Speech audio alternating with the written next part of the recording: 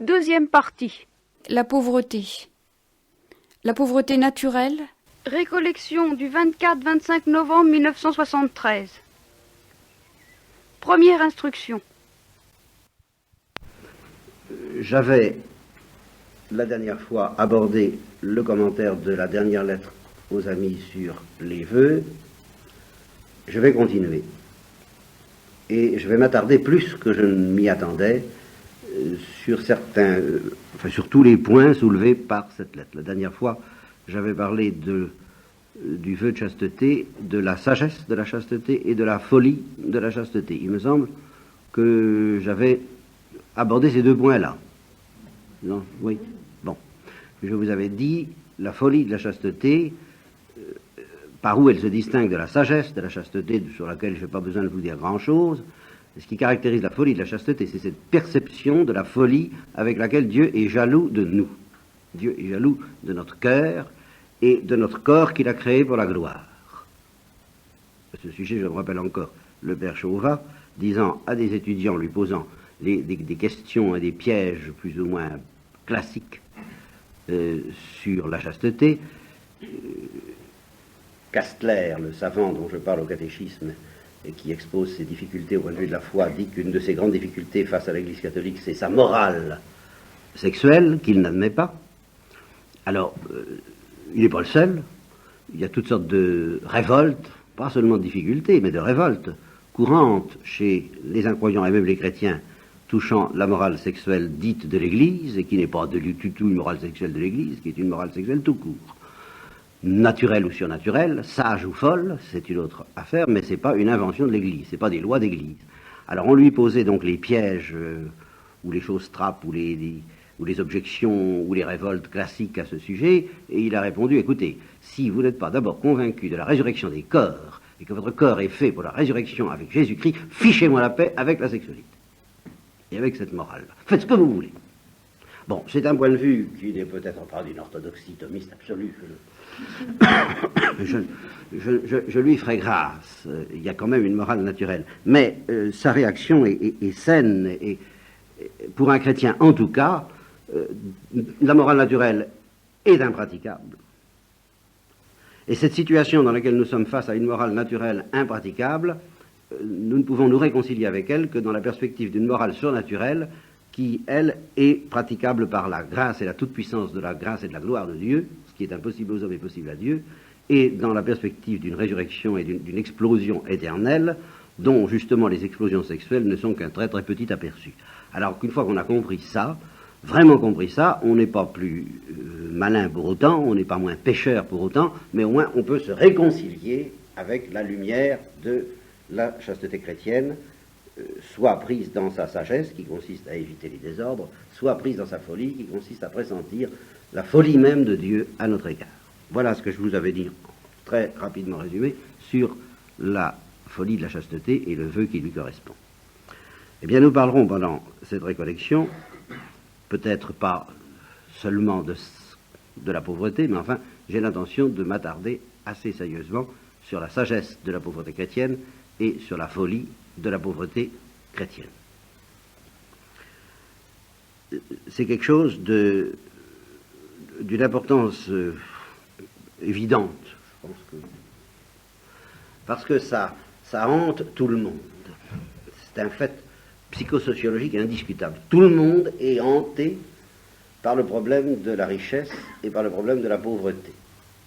Depuis Niarchos et Onassis, jusqu'aux chrétiens et petits frères du père Charles de Foucault, ce problème des biens de ce monde les hante. Évidemment, pas tout à fait dans la même perspective. Je suis tout à fait d'accord. Hein. Mais, de même que la sexualité est une chose qui a un impact fantastique dans la psychologie humaine, eh bien, le problème de la richesse et de la pauvreté a un impact formidable également dans la psychologie humaine. On dit des Français, peut-être plus encore des Normands dont je fais partie, et en tous les cas on pourrait le dire de tout le monde au fond, qui sont plus prêts à donner leur vie que leur porte-monnaie. C'est pas entièrement faux, Et ça prouve simplement que c'est un domaine dans lequel nous sommes très vite touchés dans des endroits tout à fait névralgiques. Et on a beau faire profession de détachement et de désintéressement, alors ça j'y crois pas. Ça c'est une des premières choses contre lesquelles je voudrais m'insurger. Je me méfie plus que tout des gens qui se présentent comme détachés à l'égard de l'argent. Alors ça, ceux-là c'est pire. Ceux-là il faut d'abord les psychanalyser pour qu'ils s'aperçoivent que c'est pas vrai. Alors une fois qu'ils se seront aperçus que c'est pas vrai, ils accepteront peut-être de poser le problème tel qu'il doit être posé, dire oui, moi j'avoue que ça compte pour moi. Alors comment j'essaie de faire vis-à-vis de l'évangile et de la justice sociale et de la charité fraternelle, c'est une autre question, mais c'est une question qui se pose à partir de l'aveu que non, je ne suis pas entièrement libéré du côté de ces histoires-là. Bien. Moi, je vous avoue, puisque on n'a qu'à jouer carte sur table, n'est-ce pas? Moi, je suis, naturellement parlant, libéré à l'égard des questions d'argent, dans la mesure où ma psychologie est celle d'un voleur. N'est-ce pas? J'ai une psychologie de voleur, je le reconnais. Moi, je taperais où ça se trouve, et puis voilà. Ça m'empêcherait peut-être pas de donner à ceux qui manquent, à la manière d'Arsène Lupin, on fait toujours une petite image comme ça. Bon, alors évidemment, on est très libéré à l'égard de l'argent quand on est comme ça, mais ça veut dire que j'ai pas le sens de la propriété, vous voyez, des autres, tout au moins. Bon, alors, donc, en profondeur, au niveau de l'évangile, au niveau chrétien, au niveau vrai, je ne suis pas libéré. Voilà, dans mon psychisme, sûrement pas. Bien, ce que je vous demande, c'est d'avoir l'honnêteté intérieure, extérieure, je ne vous en demande pas tant, mais intérieure, d'avouer devant Dieu que vous n'êtes peut-être pas non plus. Et justement, ceux qui sont obsédés par le problème de la pauvreté d'une certaine manière, qui vous prend un peu à la gorge, c'est-à-dire ils vous prennent un peu à la gorge en vous disant il faut être pauvre, il faut pratiquer la pauvreté, et qui condamnent l'Église, les clercs, les bourgeois, les capitalistes, qui condamnent à tour de bras parce qu'ils ne sont pas pauvres, cela montre bien que eux aussi sont obsédés par le problème de l'argent et des richesses et qu'ils ne sont pas, eux non plus, libérés. Les gens, au fur et à mesure qu'on s'approche de la libération que propose Jésus-Christ à ce sujet-là, alors on est envahi dans ce domaine, comme dans tout autre d'ailleurs, mais spécialement dans ce domaine, par ce mystère dont nous reparlerons parce que il est très très voisin du mystère de la pauvreté, par une immense miséricorde et une immense compassion. Les choses se retournent extrêmement vite. Sitôt qu'on réfléchit un tout petit peu, et qu'on est très vite amené à se demander, mais qu'est-ce qu'un pauvre? Qu'est-ce qu'un riche? Qu'est-ce que ça veut dire, toutes ces notions-là?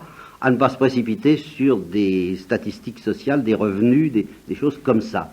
Ça compte, ça compte dans la mesure où justement ça a du poids dans le cœur humain. Beaucoup trop sans doute. Ça fait partie des choses qui peuvent définir la richesse et la pauvreté, mais enfin c'est pas la seule, loin de là.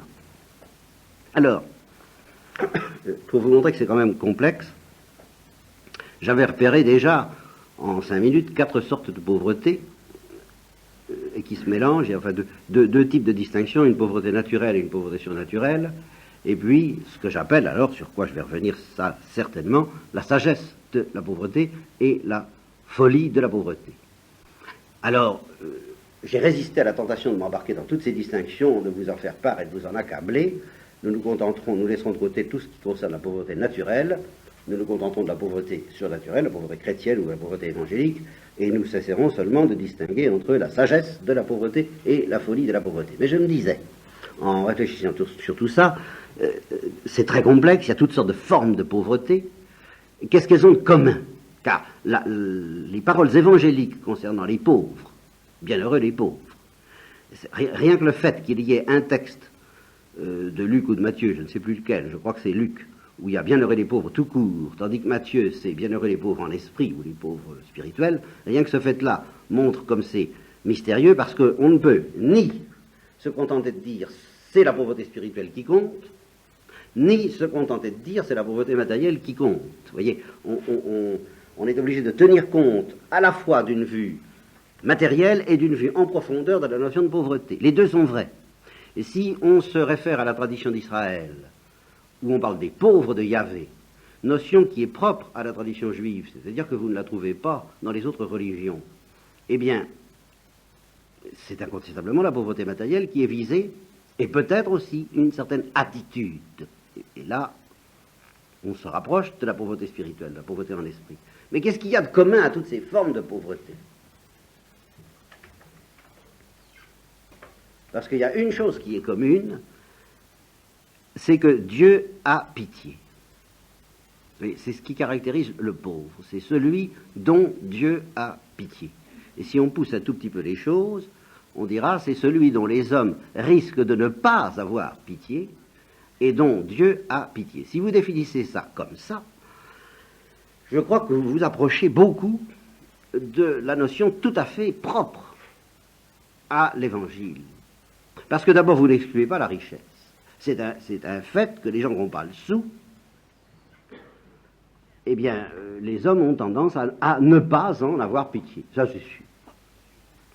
Et nous-mêmes, quand on est justement pris à la gorge par le problème des pays sous-développés, ou par quelque chose de beaucoup plus concret, de beaucoup plus proche, telle ou telle personne qui est obligée de solliciter une aide parfois plus considérable qu'on avait pu le prévoir, ou le souhaiter, eh bien, on se rend compte qu'on a du mal, en tant qu'homme, avec notre cœur de pierre, à avoir pitié. Et que, irrésistiblement, du fait même qu'ils sont dans la misère, on est tenté d'ajouter à cette misère supplémentaire qui va devenir beaucoup plus grave, et que définit, je crois, Mère Teresa des Indes, je ne sais pas si c'est elle, mais d'être indésirable. Ça, c'est une notion très profonde. Elle dit, voyez, ce dont il faut guérir les pauvres, ce pourquoi je travaille pour les mourants de Calcutta, qui sont dans une situation très désespérée, et je vais y revenir d'ailleurs, parce que là, j'ai tout de même une anecdote à vous raconter qui va bien servir de préambule. Eh bien, le pire pour eux, ce que je voudrais surtout leur enlever comme poids, c'est de se sentir indésirable. Et plus qu'indésirable, objet de dégoût et objet de mépris.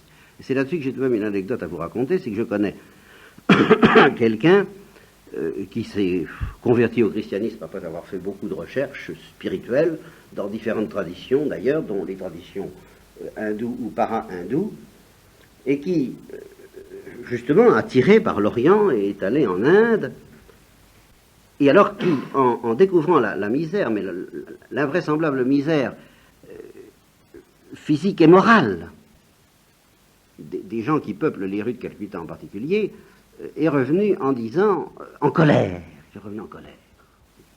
C'est ça qui m'a beaucoup frappé. Il est revenu en colère et en disant, il n'est pas possible de ne pas se durcir. En colère non pas contre les chrétiens qui ne font rien, mais en colère contre les gens en question. En disant vraiment, non, ça n'est pas possible. Je ne vous dis pas que c'était un vrai chrétien, tout ce que vous voudrez, mais il a tout de même là dénoncé quelque chose, c'est que si on n'est pas arrivé à un certain niveau spirituel, eh bien, le spectacle de cette dégradation humaine entraînant une dégradation morale, incontestablement. C'est-à-dire sur des gens qui, d'après lui, agressent facilement les femmes dans la rue, tout ce que vous voudrez, enfin, qui étalent tout dans la rue, dans une espèce de perte totale de tout sens de la dignité humaine. Voilà.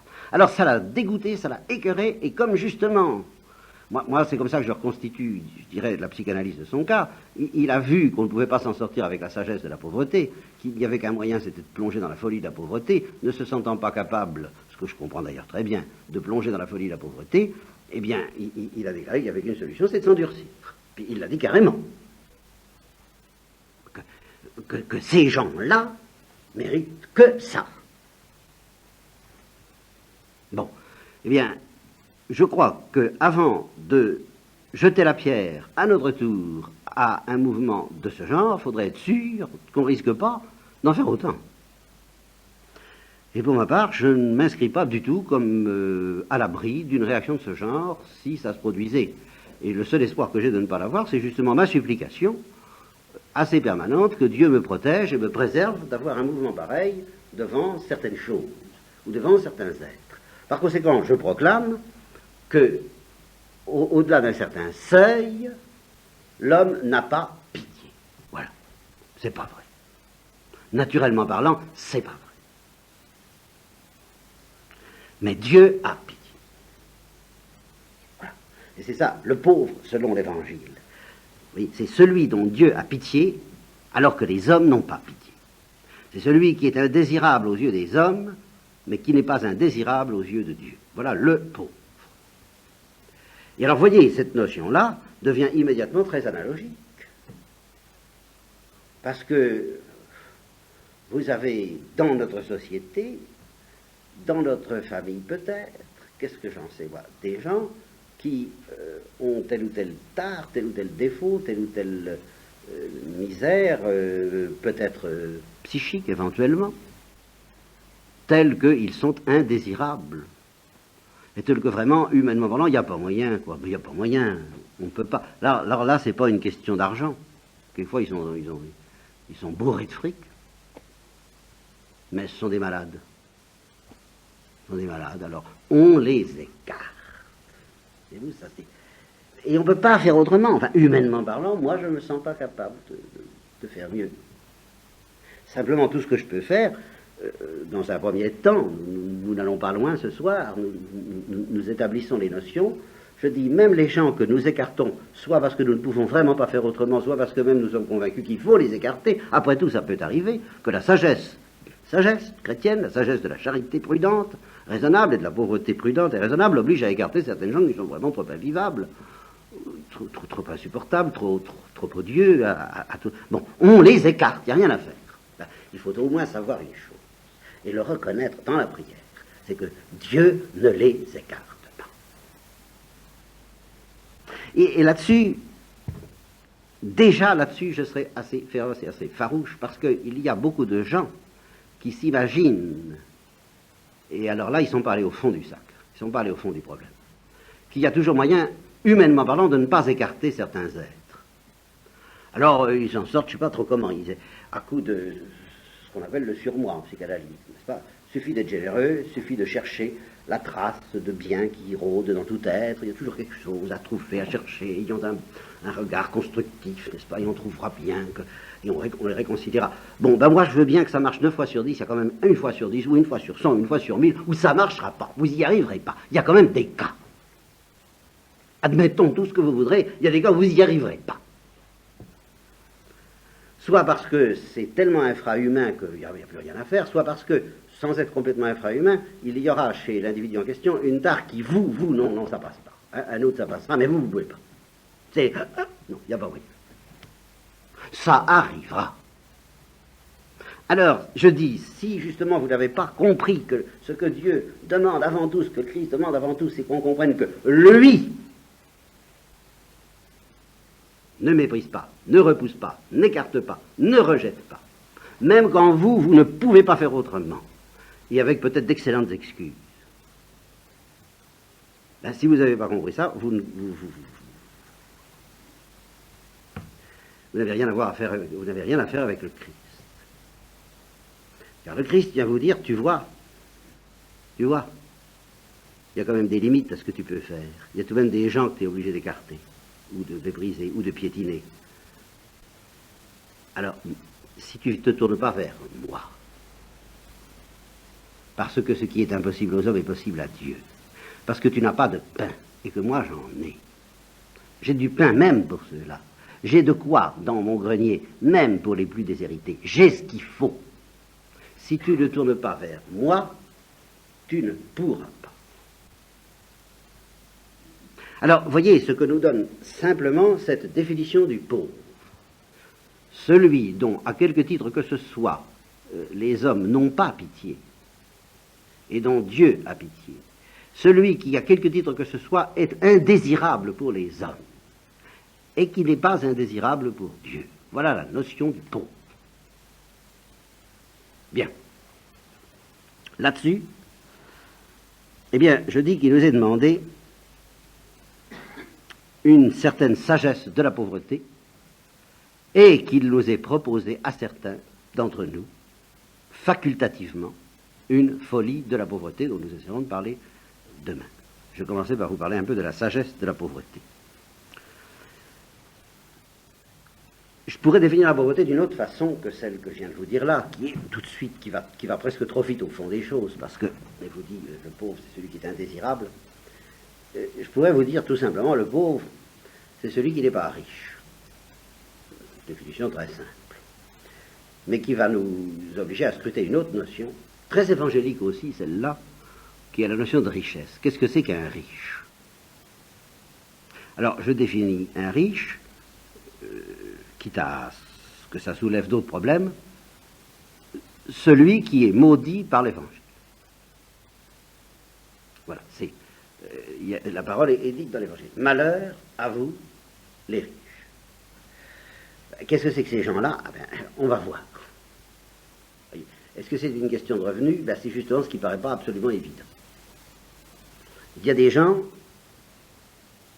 qui sont maudits par le Christ. Enfin, maudits, c'est pas une malédiction, mais c'est tout de même un malheur. Malheur à vous. Alors, si on veut avoir une définition de ces gens-là, c'est pas difficile, il n'y a qu'à lire la suite. Le motif pour lequel le Christ prononce ce malheur. Malheur à vous, les riches, parce que vous avez reçu votre consolation. Alors là, vous savez, rien que ça, c'est toute une philosophie d'existence. Et c'est une philosophie qui s'oppose, elle ne s'oppose pas toujours, mais en tous les cas, vous ne la trouverez pas aussi nette dans aucune autre religion. Ça suppose des quantités de choses, cette affaire-là. Ça suppose d'abord une base philosophique de l'Évangile, que je peux exprimer ainsi, la vie n'est pas marrante. Voilà. Vous voyez. Elle est beaucoup mieux que ça. Elle est grosse de promesses fantastiques, de ce qu'on appelle précisément la béatitude. Et les béatitudes, l'œil de l'homme n'a pas vu, son oreille n'a pas entendu, ce n'est pas monté dans son cœur, ce que Dieu prépare pour ceux qui veulent bien lui donner leur cœur, qui veulent bien l'aimer. Bon. Alors la vie, vue sous cet angle, c'est quelque chose d'extraordinaire, c'est quelque chose de splendide, parce que chaque minute, chaque seconde nous permet, si nous le voulons, de nous rapprocher un peu plus de cette perle précieuse, de cette chose extraordinaire que l'œil de l'homme n'a pas vue et qui dépasse justement ce que cherchent par exemple les gens du voyage. Je ne parle pas des gens du cirque, mais des drogués. Vous voyez, qui ont des expressions de ce genre. Ceux qui me connaissent savent que c'est une comparaison que j'emploie. Souvent, elle est très moderne et elle est très nécessaire. Un drogué vous dira facilement, l'œil de l'homme n'a pas vu, son oreille n'a pas entendu, ce n'est pas monté dans son cœur, ce que j'expérimente dans mon voyage. Et voilà pourquoi je me fiche complètement des conséquences que ça peut avoir pour ma santé, qui ont l'air de vous affliger beaucoup. Ben, je vous envoie promener, avec toute votre morale, vous pouvez aller vous rhabiller. Moi, je dis que vous ne savez rien. Pourquoi? Ben, parce que vous ne savez pas ce que je savoure. Bon, eh bien, un chrétien, c'est quelqu'un qui, à quelques années près, tient le même discours, en acceptant d'attendre. Il a entrevu quelque chose qui est de cet ordre-là, tel qu'on peut aller se rhabiller. Avec toutes les satisfactions humaines. Thérèse d'Avila le dit textuellement.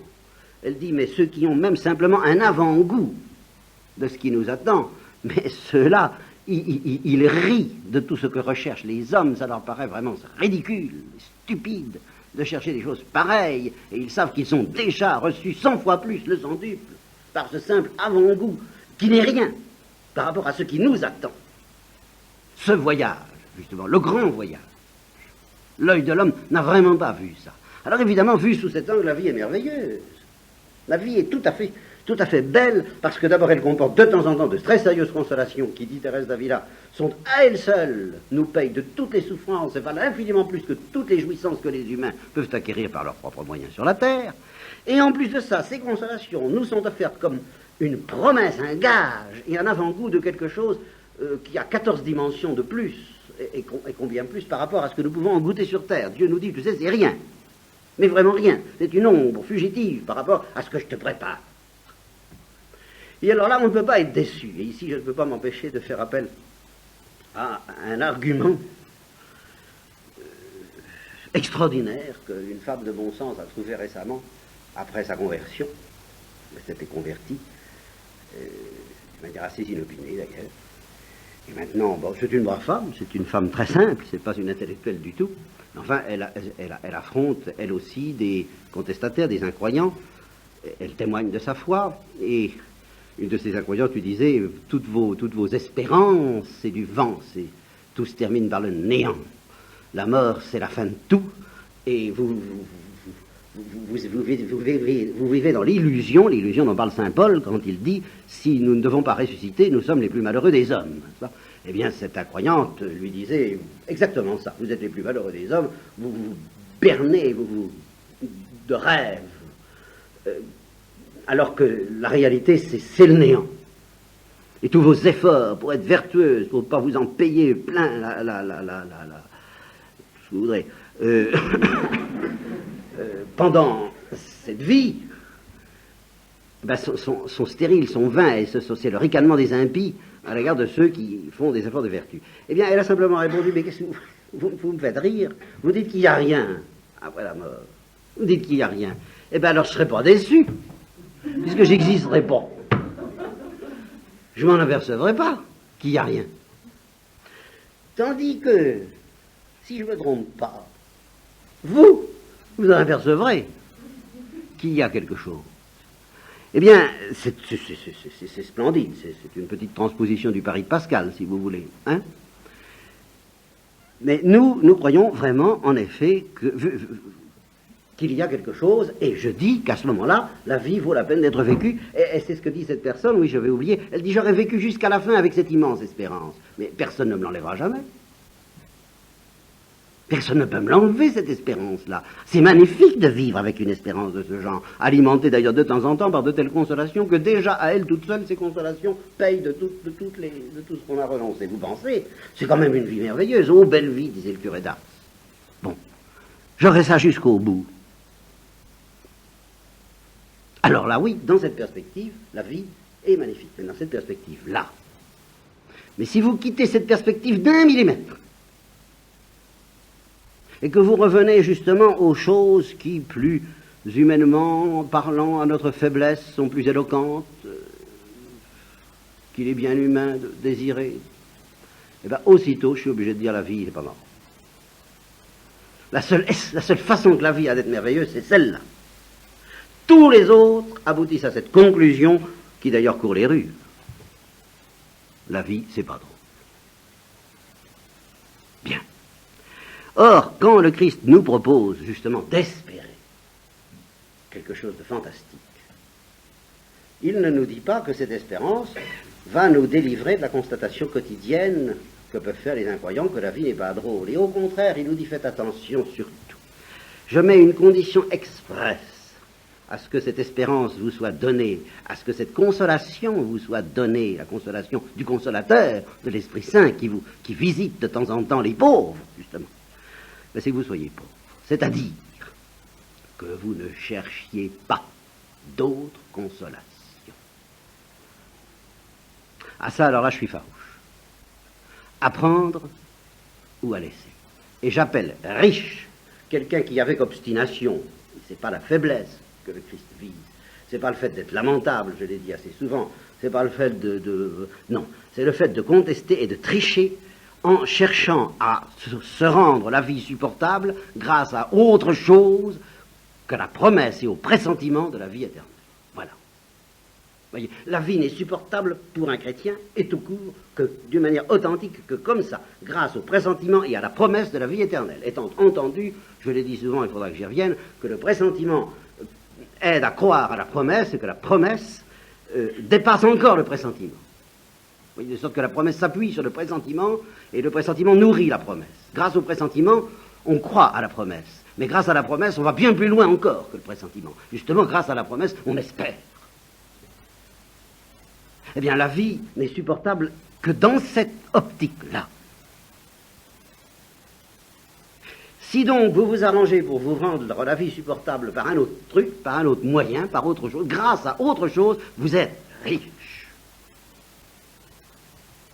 Et alors malheur à vous. Parce que la consolation du royaume des cieux n'est pas pour vous, dans la mesure où vous faites ça. Vous vous obstinez pour vous construire une petite termitière, un petit magasin, ou une grande pampa, tout ce que vous voudrez, moi ça m'est égal, ça peut avoir le sel des grands espaces aventureux, tout ce que vous voudrez, la magie de l'aventure, la poésie, ou au contraire le confort d'une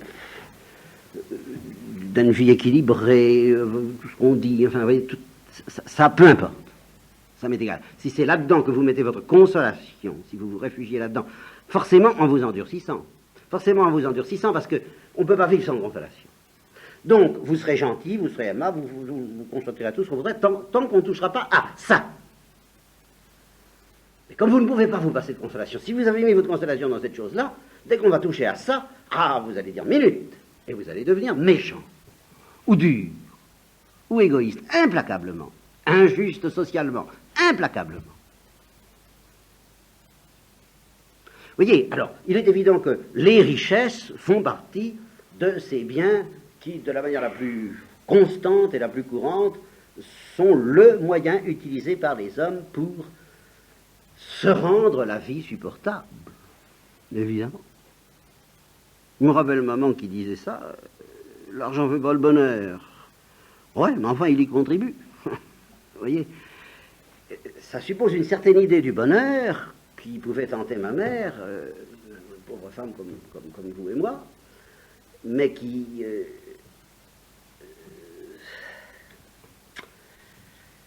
que j'appelle tout de même une richesse. Certaine idée du bonheur qui consiste à autre chose qu'à espérer. Vous voyez, je ne sais pas comment m'expliquer. Si je vous disais, je pense aux chrétiens dont on parle beaucoup en ce moment, le pasteur von Brand en a parlé, ceux qui sont persécutés de l'autre côté du rideau de fer. On se dit comment est-ce qu'ils font pour tenir le coup, comment est-ce qu'ils font. Bon. Si je vous disais, évidemment, il n'y a qu'une accumulation de souffrances, d'épreuves, aucune lueur à l'horizon, et puis simplement l'espérance, la promesse que ça changera un peu. Humainement, c'est impossible. Humainement, c'est intenable. On ne peut pas espérer si on n'est pas un peu ravitaillé en oxygène. Mais Dieu ne demande pas mieux que de nous ravitailler en oxygène. Il nous en donnera tant qu'il en faudra de l'oxygène pour que nos poumons puissent apprendre de nouveau à espérer. Respirer, espérer, c'est un peu le même mot. Eh bien, un pauvre, c'est justement, je dirais, c'est quelqu'un qui n'a que Dieu. Voilà. Comme espérance, comme oxygène, comme consolation. Un riche, c'est quelqu'un qui a autre chose, et qui s'y cramponne. C'est la notion de crampon qui est capitale. Vous voyez, c'est la notion de se cramponner. Avoir des richesses tant qu'on voudra si on ne s'y cramponne pas. Zaché, il s'était peut-être un peu cramponné, mais le jour où il a vu Jésus-Christ, il a tout décramponné. Allez, la moitié, si j'ai été voleur d'ailleurs. Je suis de la descendance spirituelle de Zaché, espérons-le. Eh bien, je rends 4 fois plus, quoi, vous voyez, il se décramponne. Mais si on se cramponne, et alors là, c'est traditionnel dans la prédication que je donne, je m'en excuse pour ceux qui l'ont entendu N fois, les richesses donc les plus courantes, les plus massivement dangereuses pour l'homme sont bien sûr les richesses matérielles, mais c'est quand même pas les seules, et ce ne sont pas les plus dangereuses en fin de compte. Les richesses intellectuelles, les richesses culturelles, les richesses artistiques, les richesses poétiques, les richesses esthétiques, les richesses morales, et les richesses spirituelles, et les richesses surnaturelles sont les plus dangereuses de tout. Plus on monte dans l'échelle, plus on va vers le danger de se cramponner à quelque chose qui va faire notre consolation et qui n'est pas purement et simplement l'espérance des pauvres. L'espérance des pauvres. Oui. Se cramponner à ce qu'on a reçu, même si ça vient de Dieu, plutôt qu'à l'espérance à laquelle nous sommes invités parce que nous avons reçu. Je te donne ça, mais c'est pas pour que tu t'y cramponnes, c'est pour que tu me le redonnes. Redonne-le par là. Mais apprends à comprendre que j'ai envie de donner. Quand tu auras vraiment compris que j'ai envie de donner, tu seras un homme sauvé. Tant que tu n'as pas compris ça, ben, tu n'es pas sauvé. Eh bien, s'il faut, je t'en donnerai. Je t'en donnerai. Je passerai mon temps à te donner jusqu'à ce que tu aies compris. À condition que tu ne te cramponnes pas sur ce que je donne, pour le détourner de sa finalité véritable. Tout ce que je te donne, c'est pour t'apprendre à comprendre que je veux donner. C'est pas pour que tu te regardes jalousement et que tu entres justement dans le monde où on ne donne pas. Méfie-toi de mes dons. Méfie-toi surtout de mes dons. C'est ça qui a perdu tes premiers parents, nos premiers parents. Méfie-toi surtout de mes grâces. Redonne-les-moi, le plus vite possible. Et retiens seulement de mes grâces que j'ai envie de donner. Alors je t'en prie, comprends-moi, ne deviens pas un riche, accepte de ne pas être désirable à tes propres yeux et aux yeux des hommes, entre dans cette espèce de sagesse qui est déjà un début de folie, oui c'est vrai, mais c'est tout de même quand même encore de la sagesse. Vous voyez, je ne vais pas plus loin que la sagesse de la pauvreté. La sagesse de la pauvreté consiste à comprendre que les dons de Dieu sont dangereux. Tous les dons de Dieu sont dangereux. Les dons matériels, mais les dons spirituels aussi. Tout. Si justement nous les recevons autrement comme une espèce de démonstration que Dieu nous fait, qu'il a envie de donner. Et de lui dire, tu veux qu'on joue à donner. Tu veux qu'on joue à se donner, à se renvoyer la balle constamment. Alors Dieu nous envoie une première balle, puis il attend qu'elle revienne, elle ne revient pas. Alors il envoie une deuxième balle, et il attend que ça revienne. Alors il envoie des 20, 30, 40 balles, ça ne revient toujours pas. Il dit peut-être qu'un jour, vous voyez, c'est l'histoire de la parabole des envoyés, des envoyés par Dieu, puis à chaque fois les vignerons, le trucide, oxyde, enfin, oxyde au sens, tous les sens du mot, occidere, latin, n'est-ce pas? Lapide, ça ne revient pas. Mais c'est ce que nous faisons à chaque fois que nous captons ce que Dieu nous donne. Alors il envoie dans l'espoir qu'un jour on renverra la balle. C'est-à-dire qu'on acceptera d'être pauvre. Au fond, c'est ça, un pauvre. Alors, selon l'évangile et selon la sagesse de l'évangile, c'est quelqu'un qui ne se renvoie pas. Donc, c'est pas plus compliqué que ça. Alors il renvoie la balle. On lui donne quelque chose, il le donne aux autres, c'est-à-dire toujours à Dieu. C'est toujours à Dieu qu'on donne. C'est toujours de Dieu qu'on reçoit, c'est toujours à Dieu qu'on donne. Alors il joue à donner et à recevoir, et il apprend à comprendre qu'il faut aimer ça. Alors, évidemment, ça l'entraînera à pratiquer la justice sociale et même la charité sociale. Mais ça, je vous en parlerai un petit peu demain, parce que je sais que ça hante beaucoup les consciences aujourd'hui. Malheureusement, ça les hante de travers. N'est-ce pas? Les gens qui sont hantés par la justice sociale et même par la charité sociale sont des avares. Alors, ils ne demandent pas à être riches. Eux, ils veulent que l'humanité soit riche. Et ils sentent que Dieu nous a tout de même donné pas mal de choses sur la terre, si on savait s'arranger. Si on savait s'arranger, tout ce qu'il y a sur terre, on serait tous riches. Ils sentent ça, ils ont raison. Une bonne organisation, bien rationnelle, comme il faut, tout ce qu'il faut, tout le monde serait riche. Ça c'est vrai. Et tout le monde serait damné. C'est pas compliqué. Malheur à vous. Parce qu'à ce moment-là, on n'aurait vraiment plus besoin de Dieu. C'est ce que dit le Père Leuve, d'ailleurs, d'une certaine façon. Lui qui a vu des pétroliers, justement, au temps où la France creusait des puits de pétrole en Algérie, et où il a vu ces gens-là, il a dit, mais c'est effrayant. Ils n'ont vraiment plus besoin de Dieu. Mais ils n'en ont vraiment plus besoin. Et je terminerai sur une anecdote qui me permettra d'enchaîner sur la question de la justice sociale et de la charité sociale demain. Il s'agissait d'un jeune homme que j'ai connu il y a longtemps et qui maintenant, c'est assez embourgeoisé quand même, c'est assez embourgeoisé, quoi qu'il en est. Alors il était hanté par cette idée de la pauvreté, et comme il était marié, qu'il ne pouvait pas être franciscain à plein temps, n'est-ce pas? Alors, il aurait voulu qu'il y ait des foyers franciscains, franciscanisants, franciscanisés, comme il y a des vulcanisés, enfin tout ça. Bon. Alors, il aurait voulu qu'il y ait une spiritualité de pauvreté, une vie commune, et alors ça carburait. Alors, je me disais, mais enfin, oui, sans doute, peut-être, d'accord, je subissais l'averse, quoi. J'attendais que ça passe, et puis j'essayais de lui suggérer qu'il pourrait peut-être commencer par prier, ça n'entrait pas beaucoup. J'ai réussi à le coller chez le père Roustan, qui est mort récemment, dont je peux parler donc maintenant, et dont les retraites étaient fort puissantes pour mettre les choses en place, telles que je voudrais le faire justement avec vous.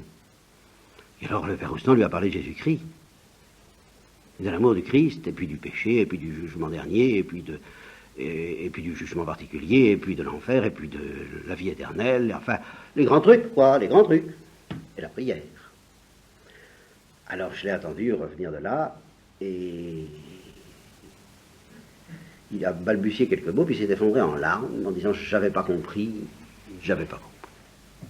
Ben voilà. Ben voilà. On peut être très obsédé par une générosité folle, et puis s'apercevoir un beau jour en larmes, c'est la béatitude que je vous souhaite, la béatitude des larmes, qu'on n'avait vraiment rien compris, mais qu'on va peut-être commencer enfin à comprendre.